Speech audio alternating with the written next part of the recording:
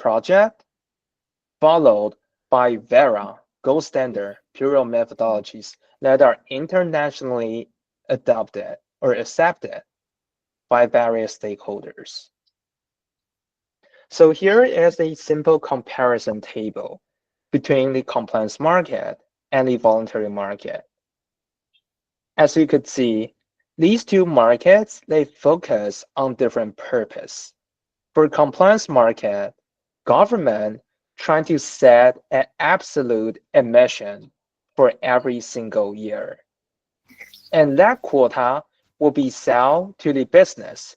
Whoever provide the highest price to buy the emission allowance, they could have more quota to pollute into the atmosphere.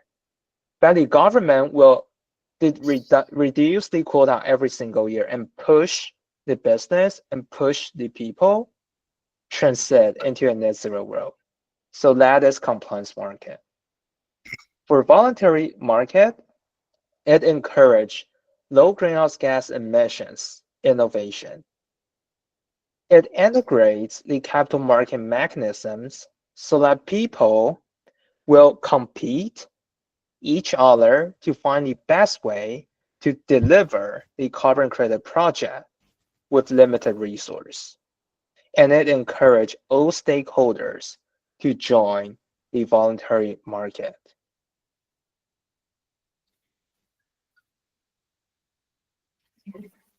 So speaking to the compliance market, this slide, we could tell it is the compliance market is fragmented and very complex.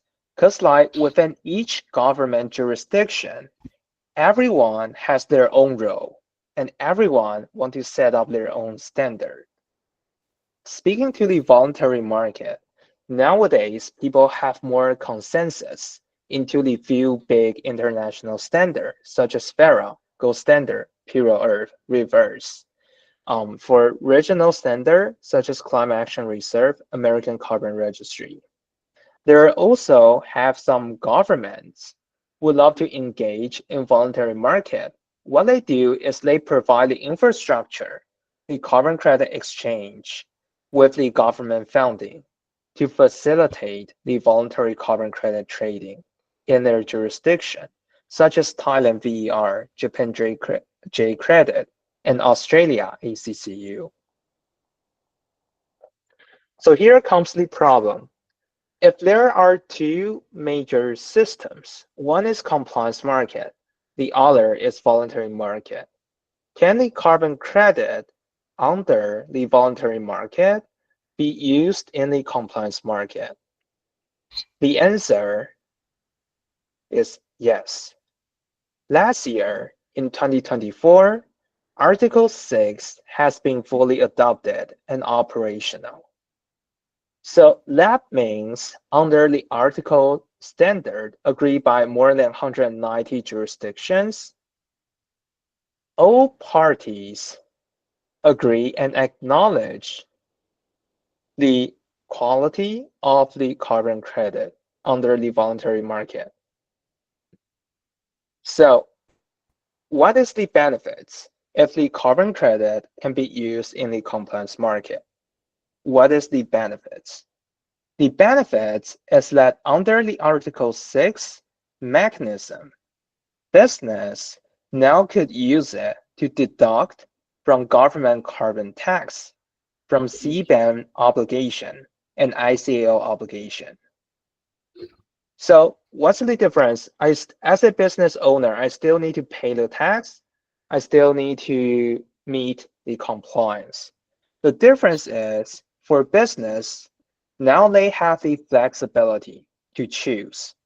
If today the government carbon tax is far, far higher than the voluntary carbon credit selling price, then what could we do? We could purchase the voluntary carbon credit, offset and reduce our business scope 1, scope 2 emissions in order to pay less higher government carbon tax. So that's the major difference. Now business and individuals have the flexibility to choose between.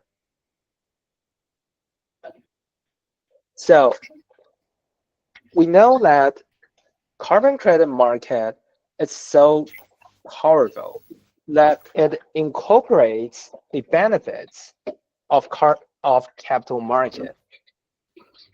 Then why is there so many criticisms about greenwashing? It turns out that no systems is perfect. For voluntary carbon market, there are challenges. And here I list down the 8 major challenge that people often talk about. From regulations, complexity, as we mentioned, the compliance market and the voluntary market. The rules is very complex and sometimes is unclear until Article 6 reach the consensus. Information. The information is not transparent enough. Financing. Investors do not know what is carbon credit project. Additionality. How to demonstrate that the project is necessary and without the revenue of carbon credit, the project is not able to operate. Digital MRV, double counting, when the sellers only have one product, but it double sells across different platforms. Benefit sharing, does the indigenous people who engage in a carbon credit project receive the fair share of their compensation? And accessibility, can different stakeholders access the same public information about the carbon credit project? So for these 8 challenges, some of them could be solved by better stakeholder engagement. Others could be solved by advanced technology. The blue one on our slides could be solved by technology. So what are the technologies that are often be used to solve the voluntary carbon market challenges? First, IoT. IoT actually provide a real-time data communication to improve the digital MRV, information transmission, and the information transparency. Now people have better data to understand the project condition. So after we collect all these real-time data, we then send to the AI for the analysis support. So AI could be used from both digital MRV, like image from satellites, or other information collected from field measurement, as well as the information transparency and reasoning. Next, it is blockchain that people could use to prevent double counting. Because like blockchain, information stored on the blockchain is irreversible, that it will become the evidence if you double sell the same service or same carbon credit to others. Also, blockchain, with its decentralized structure, it will ensure that all stakeholders are able to access the same information with same service without discrimination or corruption. The last technology is AR and VR, and mainly reduce the resource usage. So from the past, we may need a full laptop, a full huge heavy device equipment. Nowadays, we could use a small pair of glasses to visualize or to understand how the things are working on. So let me give some examples of all the technology that we mentioned here. First, Silvera.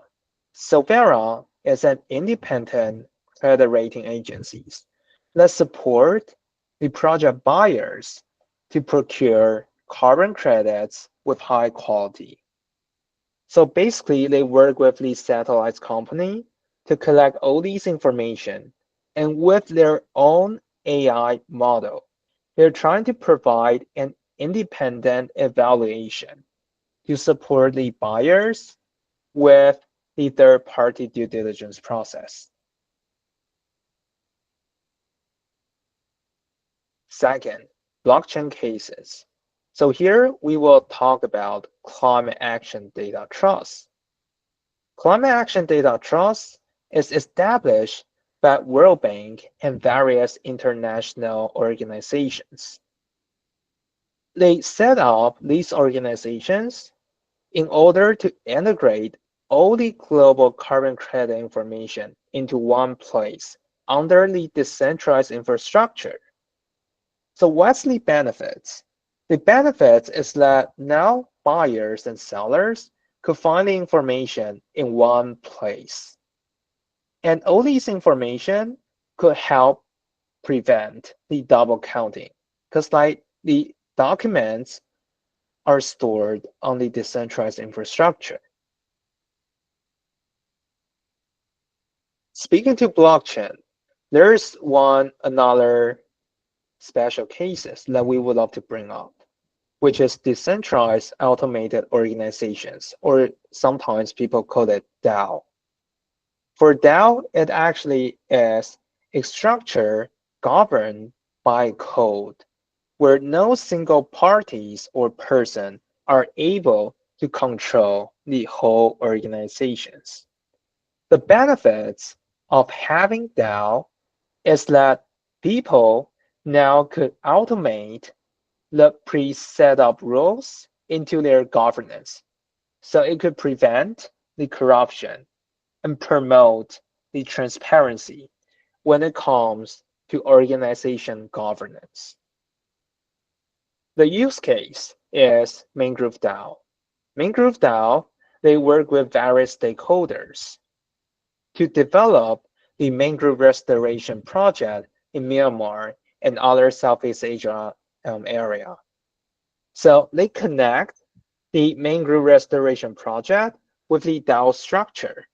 And all these stakeholders, included indigenous people, could follow up and understand what's happening of the mangrove restoration and where is the revenue flow to.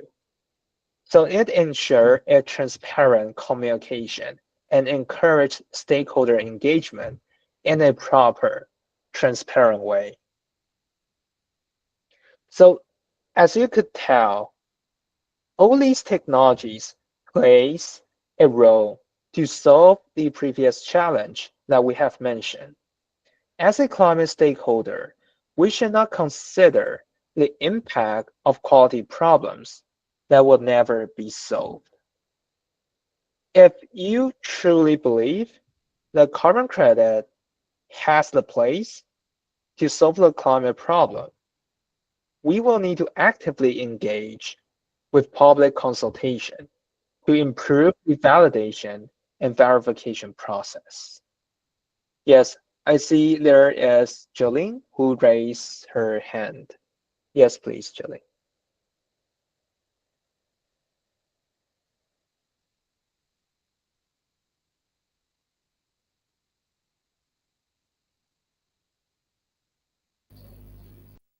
I assume that's for a mistake. I don't know. Okay, sure. If there is no further questions, then I'll move on to the next section. So right now, we have talked about three topics. First, we have talked about what is regenerative finance and what is the difference between regenerative finance and traditional finance. Then we talk about one of the most typical cases under the regenerative finance, which is carbon credit market, and what is the current status of our carbon market. Then we look into the current challenge when people start to support the carbon market and how could technology to solve this challenge in a better way. So now we have talked about how to solve the climate problem.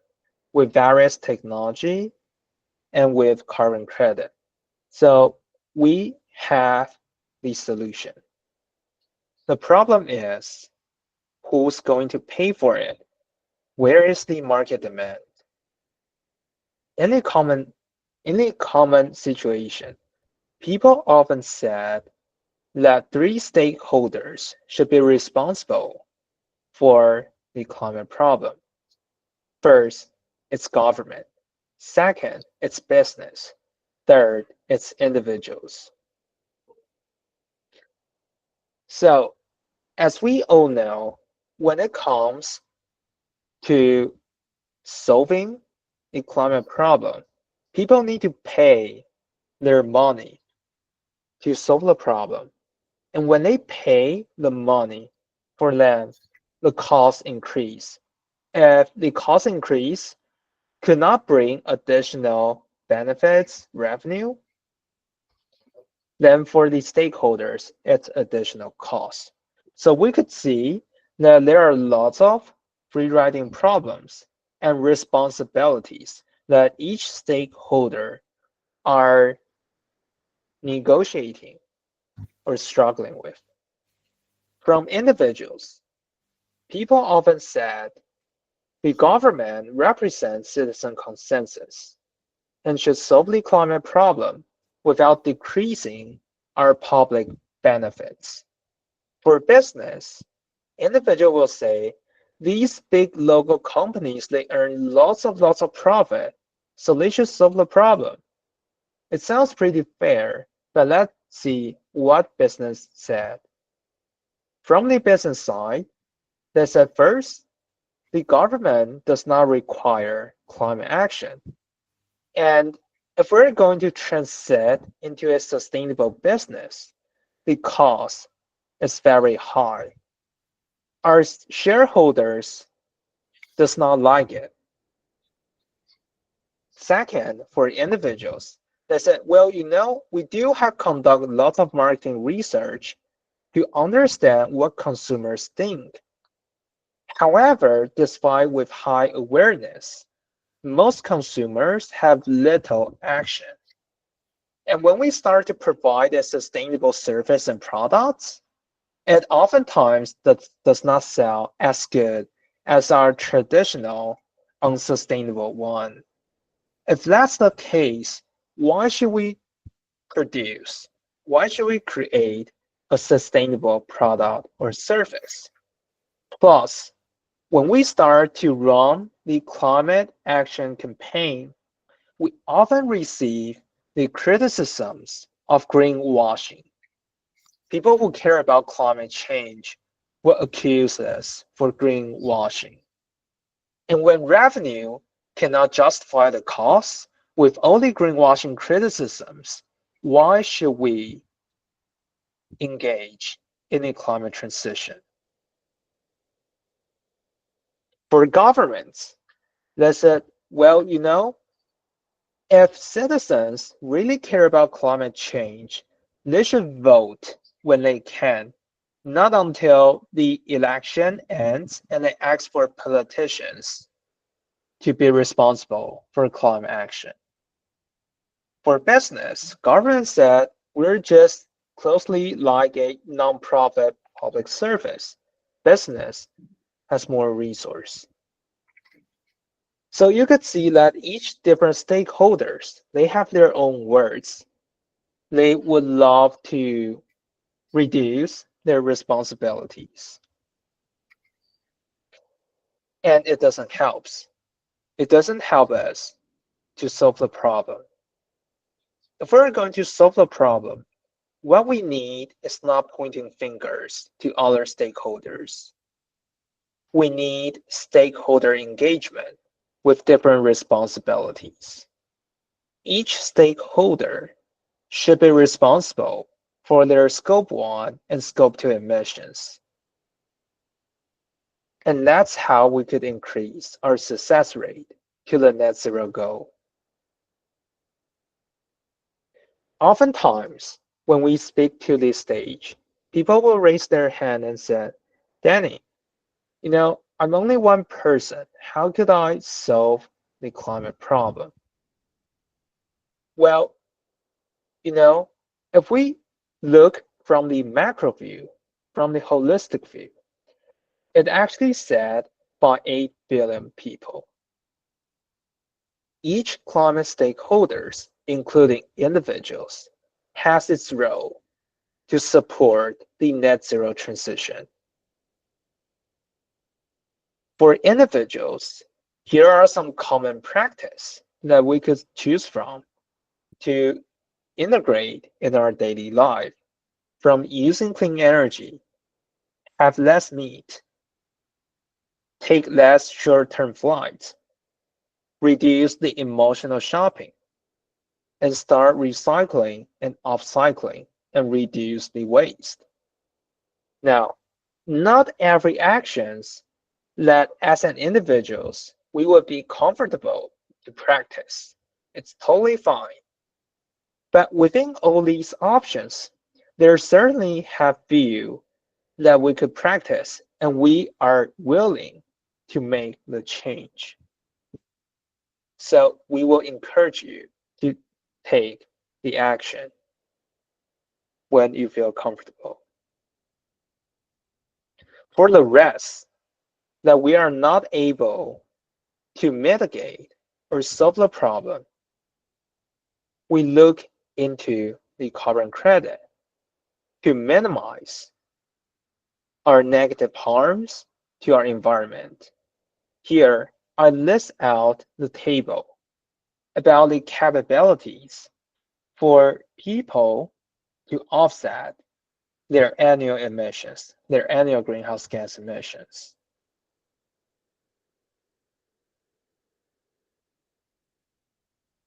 So, as a consumer, we should always know that without market demand, there are no fossil fuel companies where pollution will never happen.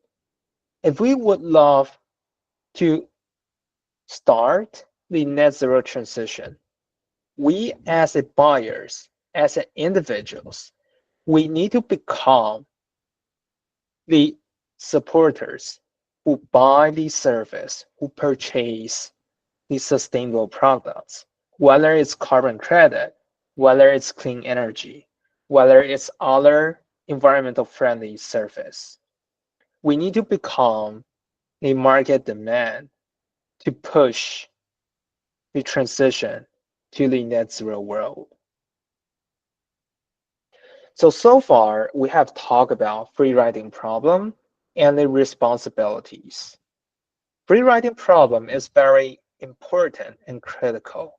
However, even though today our whole human society reach the net zero goal, right now, at this moment, we are not able to live the life we want. Why? Well, as a human being, we are not able to live in a place with water polluted, with all the microplastic, and insufficient food who is polluted with toxic chemicals. These are not the life that we aspire to live. So apart from the greenhouse gas emissions, we should also look into the biodiversity regeneration. Plus, most human activities emit greenhouse gas emissions every day.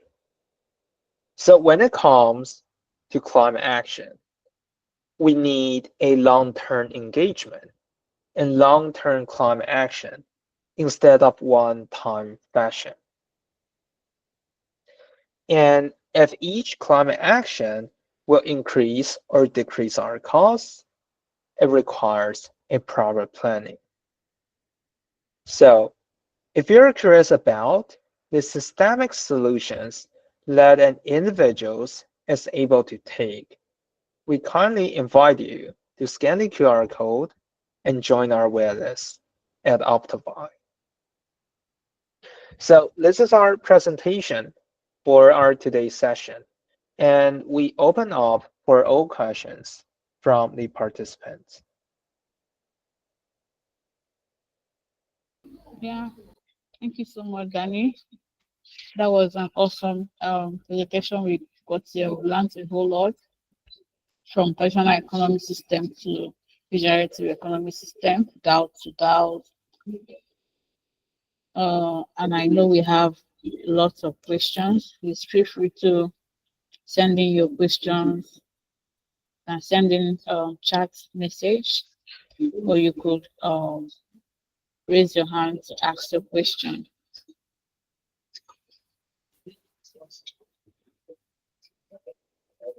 There's no question is off point, right? You can start anywhere, and Danny is here to clear you on anything you don't understand.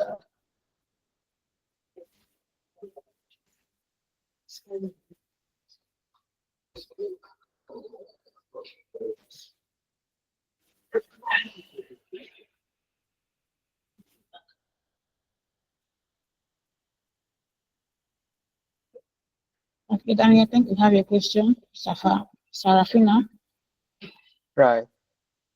Before I answer, I would love to clarify the questions from Serafina. Are you saying the decentralized automated organizations, the DAO? Or which part are you referring to?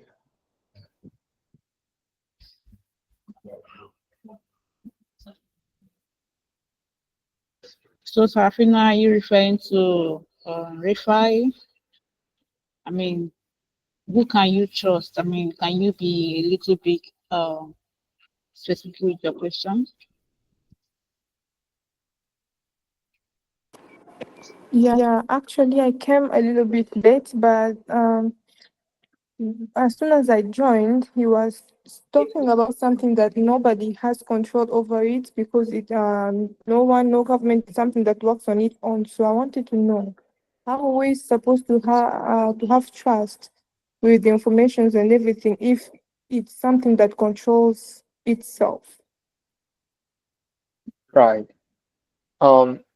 Right. Probably you joined in the middle of the speech. So the full sentence is like decentralized automated organizations.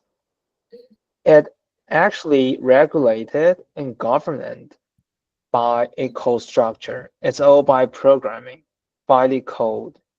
So once the engineers complete the programming with the stakeholder consensus, they put all these information and make the execution automated. So the next thing is like every stakeholders just follow the same rules agreed by everyone. And they just follow the governance structure that they agreed on to work on the project. So the trust is actually come from two things. First, from the open conversation for all stakeholders. Second, it will be automated executed by the DAO structure with the code structure. I hope this answers your questions. Yes, you have. Thank you. Okay. Do you have any more questions, guys? You can, I think we still have 15 minutes. So if you don't understand anything here today, please go ask your question for more clarity.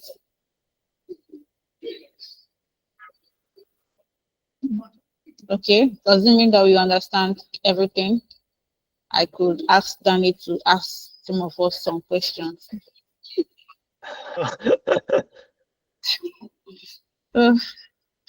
So then you can point anyone and ask. Yeah, when there's no question, that means everybody is fine and everybody understand. Or that's why I think. So if you could ask some people questions, they could ask anyone some questions. Since we have 15 minutes to go, or we can create a pool and ask questions. I don't know, so that Right. make sure everybody is carried along, right? Right. Uh,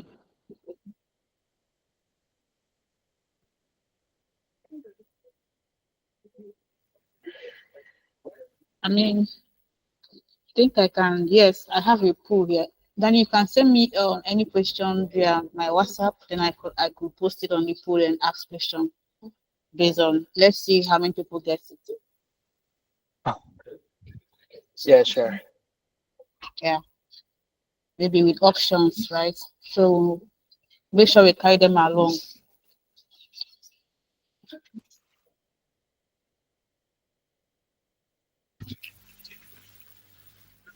So guys, we are sending questions here. You could click on the option. Let's see how many people get it right. Right? I think that's the way of learning. If there's any questions.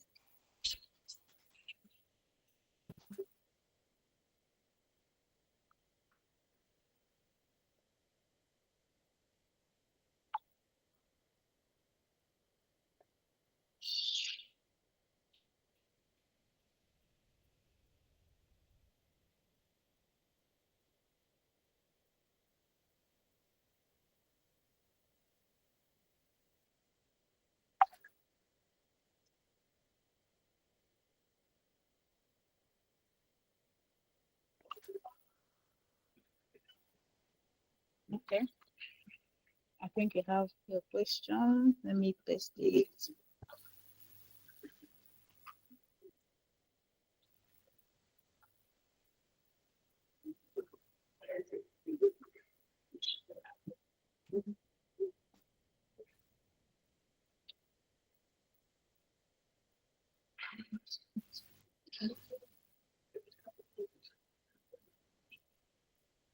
Okay.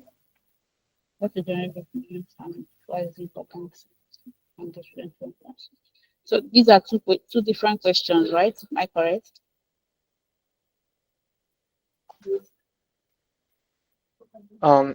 Yes, I'll send each question separately, so you could pick the one that you believe that it will enhance the conversation and the discussions. Okay. Do we have any options to answer this? No, it's most of the questions will be open-ended, and I actually would love to have a discussions, not like, here is the question and here's the correct answer. So if you have different thoughts and you have some doubts or you have some confusions, always raise your hands, let me know your thoughts, and I'm happy to have the conversation with you.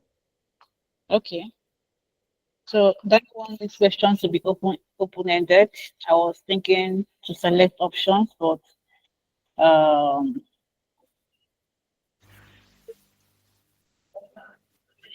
okay, there will be no option.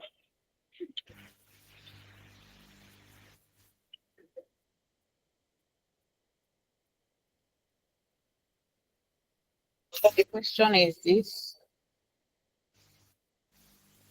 First, I should post this here. So what is ReFi and why is it important and different from traditional finance? Anyone bold enough to answer this?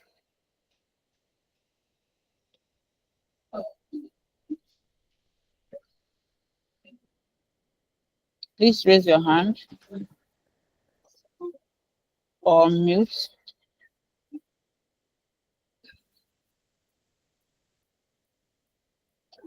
Okay, Daniel. Hi, good evening. Thank you. Good evening.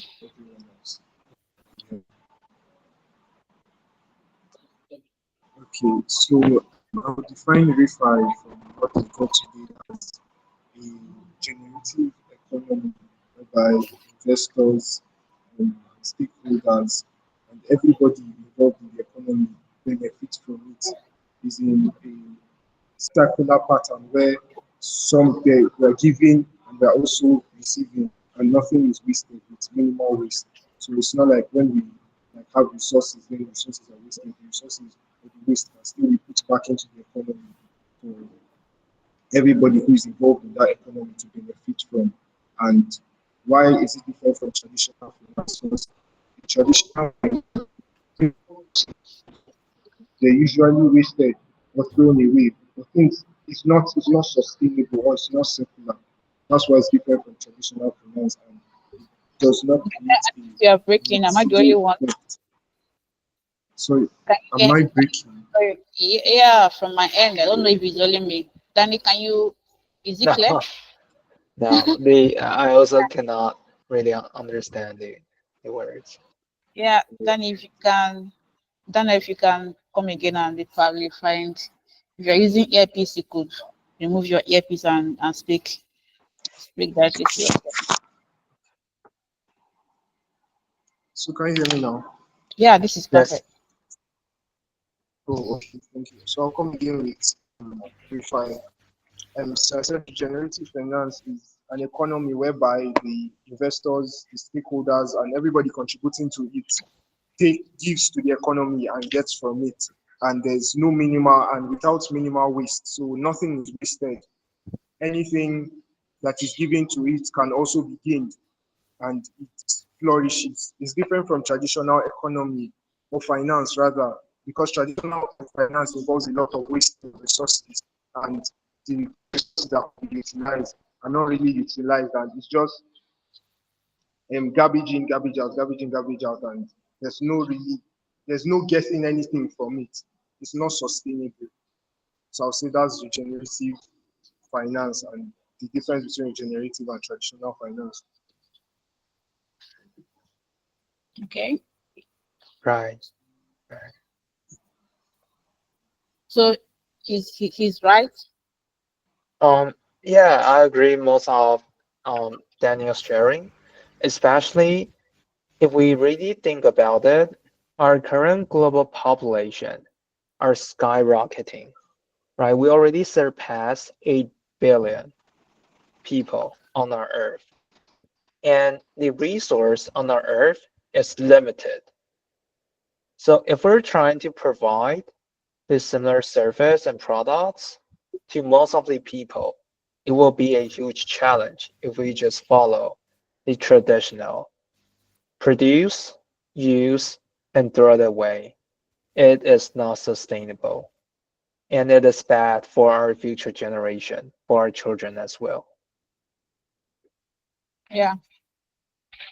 Thank you, Daniel, for attempting the questions. Doylin, do you have? Are you raising your hand? Did you get the question now? Want to ask? Want to answer the question?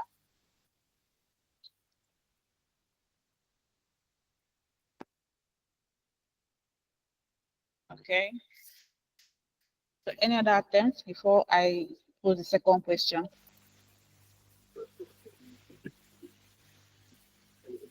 Okay. So the question is,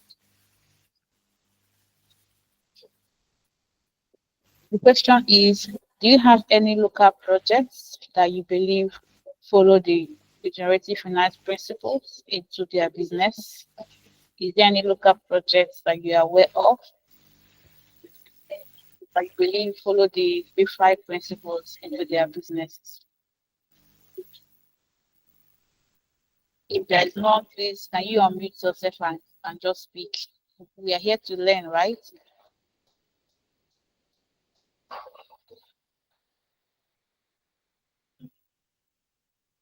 Yeah, Joylene, I don't know if you're raising your hand, but if you are not, please, if you are raising your hand, you could unmute yourself. Oh, Daniel, yes.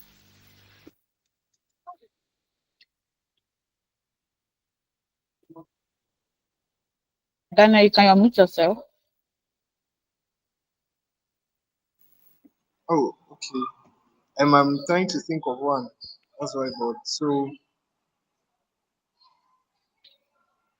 a local project that could use the concept of regenerative finance could be a project where, okay, it's involved in cleaning of maybe the rivers or the oceans. Because let's say where I live, I discovered that when it's rainy season, there's a lot of, you know, waste that flows into the rivers, and it's usually very dirty and brownish. So the project could involve using maybe a community coming together to clean that river, and in such a way it's also involving carbon credits, because when the river is cleaned up, and then a satellite image will be projected of the work that is done in that river, of or the cleaning up of the river, and then the people who pioneered or championed that project would be rewarded from the carbon credits that was generated from, you know, different companies that paid for it. So that was also a project that could fly with ReFi. Yeah, sure. I think there's a project, plastic.io. I think they are actually doing this kind of project, incentivizing people to gather plastics from the ocean, then weigh it and kind of recycle, right? Uh, is there any other person? Do you have any local projects? According to what Daniel said, do you have any local projects in your community that you might think following ReFi principles? That's the case. Just like the beach cleanup cycle project, ReFi regenerative economy is all about trying to uh, the economy that generates, right? So using the ReFi principles, what other projects do you think can also cue into this? This is a very simple question. I think Jolene has raised her hand, so Yeah, Joy has been raising her hand. She's ah, ready okay. to. I see. Okay, okay. Cause like it just pop up again, so that's why. Okay. So no She's worries, very, no worries. she's very welcome to speak anytime Ah, she wants. okay, right. Okay, okay. You know, I think uh, yeah, yeah. I think question two is really an quite interesting one, because like this program is for climate ambassadors. So we will always encourage all the ambassadors to observe from your daily life. Like what are the current practice that people doing very well that we could learn from? And what are the mhm, problems that we want to solve in the future or when we have the capacity? So start mhm. from the observation, and it is the key to make the positive difference. Okay, so the third question is please, I expect everyone to unmute their mic and answer this question. This is a very simple one. So, have you practiced individual climate action in your daily life? If yes, what action do you take in the past? If no, why not?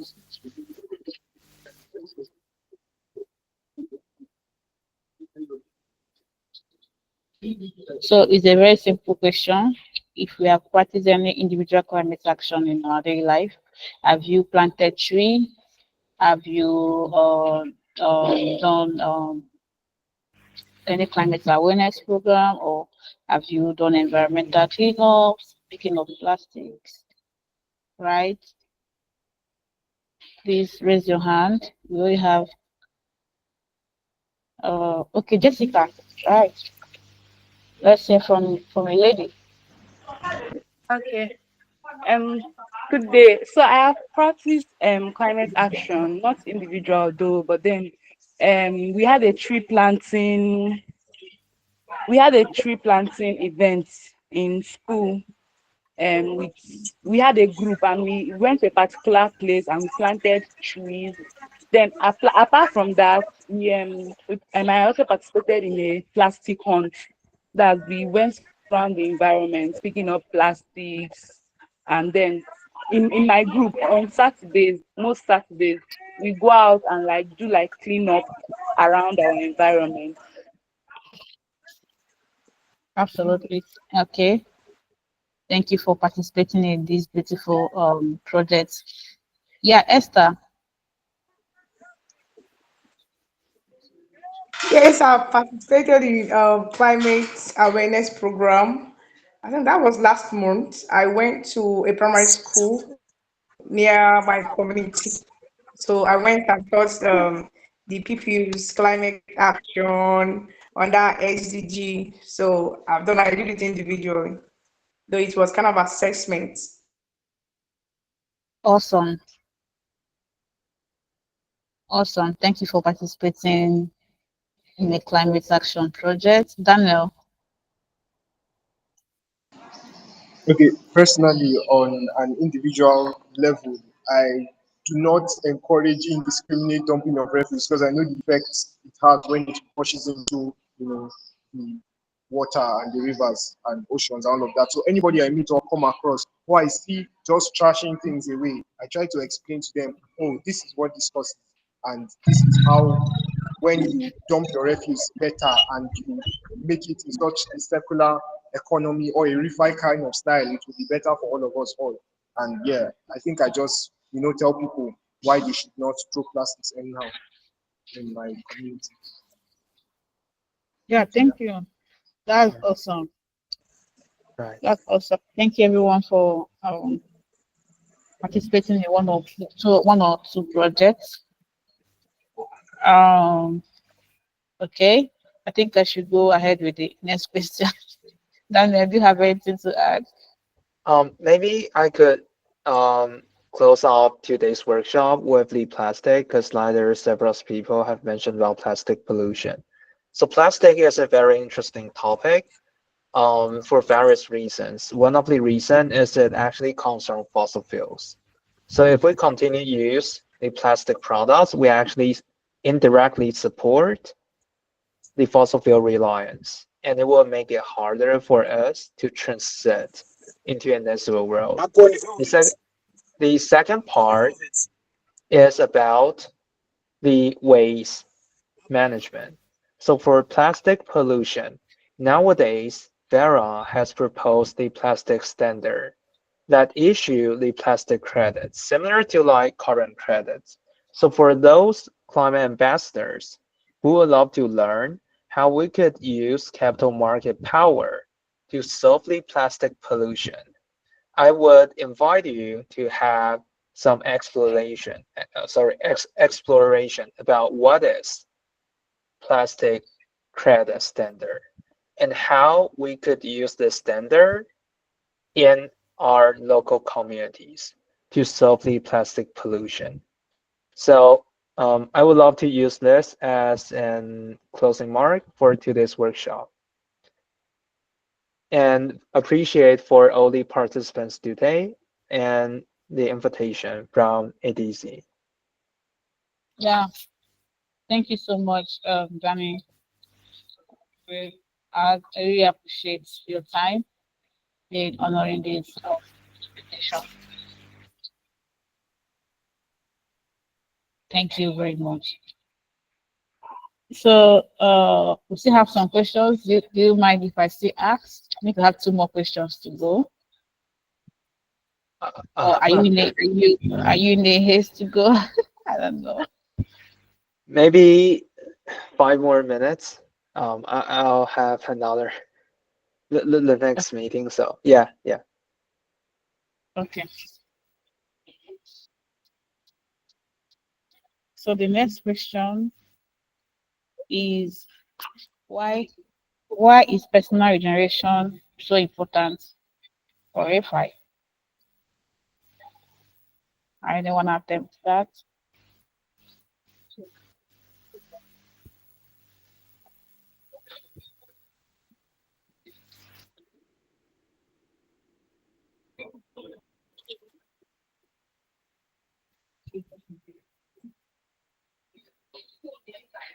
Is anyone raising their hand?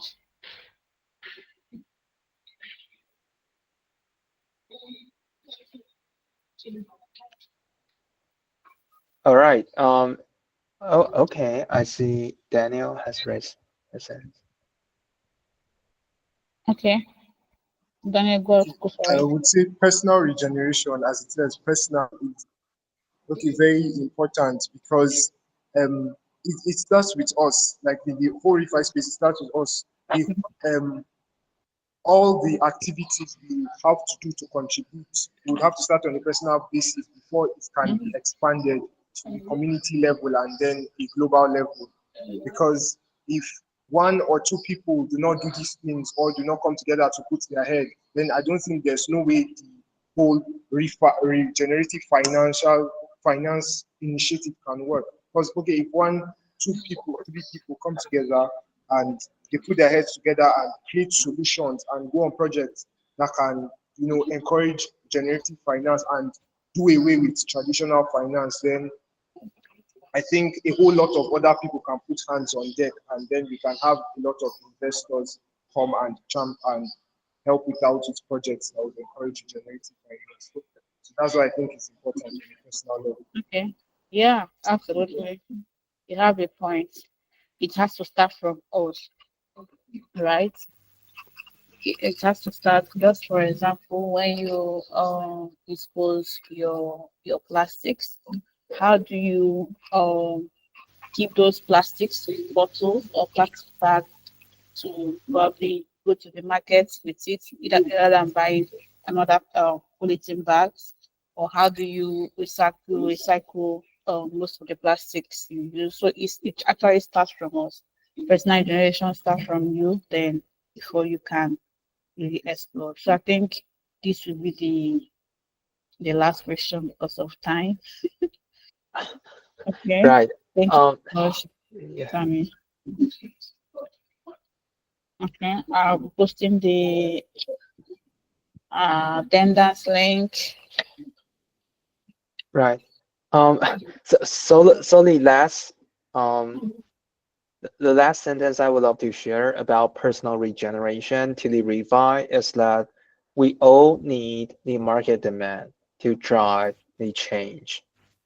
So that is why personal regeneration is so important, because like we will buy product and service, and we will take climate action in our daily life. All these actions matters, and all these actions will shape how business behave to our environment.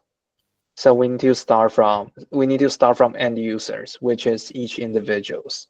Other stakeholders has their responsibilities, right? Other stakeholders has their own responsibilities, but we should always start from ourselves, to start from the action that we are able to take, right?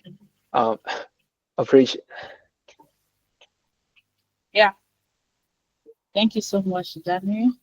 I don't know if uh yeah, I recorded this season and posting this on the on our YouTube channel. You could revisit the class for you to get more knowledge about today's class.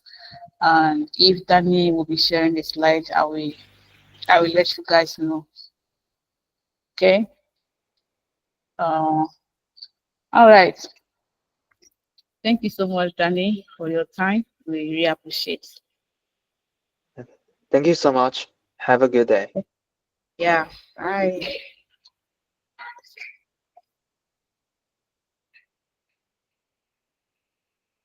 Okay.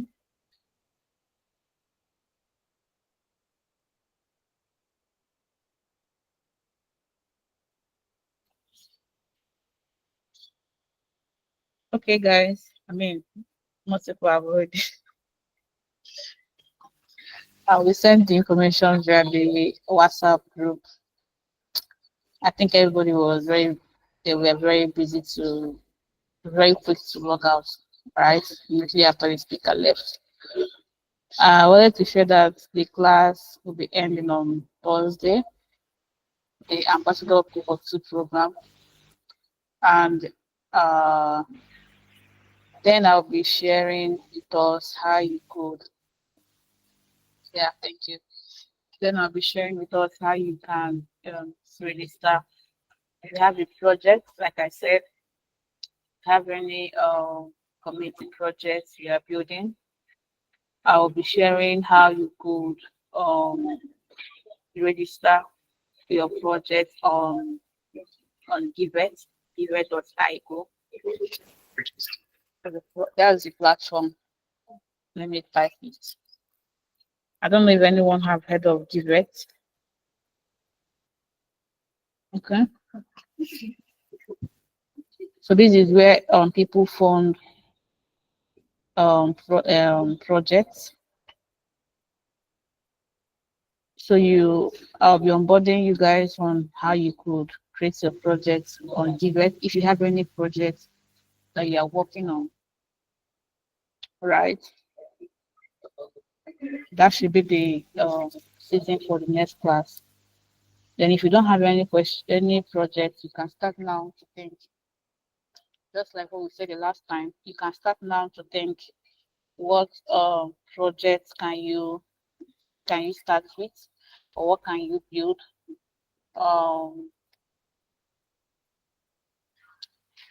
It can be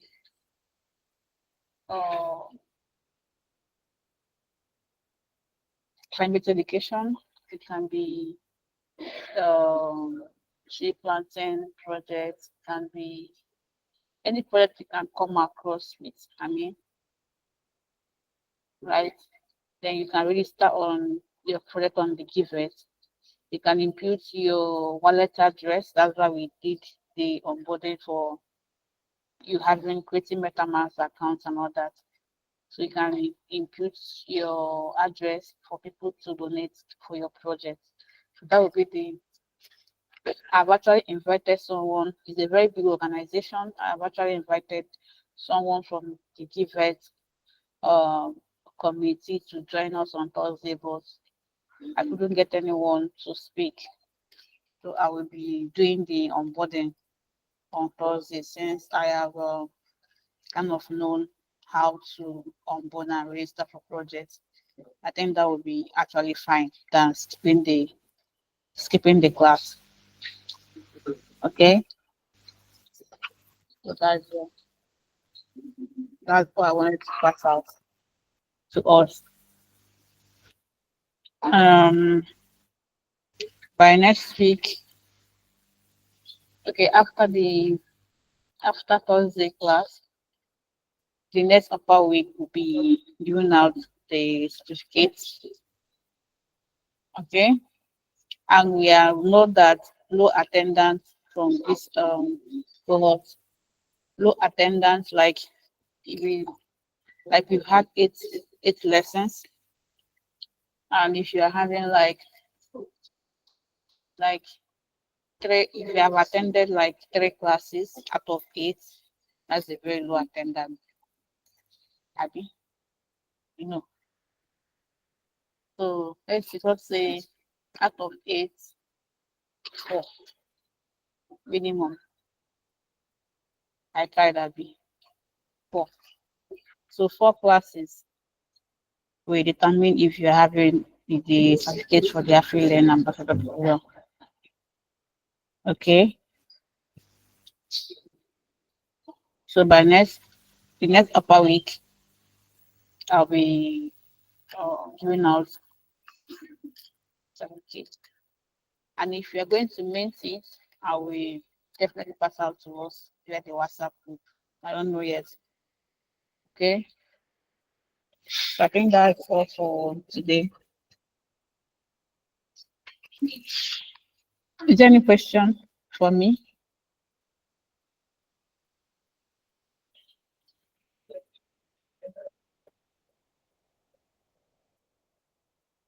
I have sent the attendance link. Let me send it again.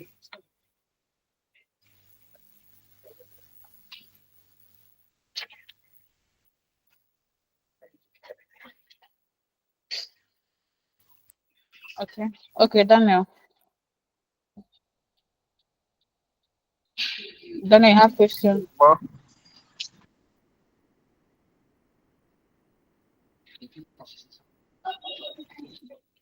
No, I don't have a question. I understood what you said. Okay, madam, she can rest on there. No, no, Yeah, I you were don't have a raising your question. hand. Okay. All right, guys. See you guys next season, next Thursday. Sorry, on Thursday. Bye, and do have an awesome week ahead.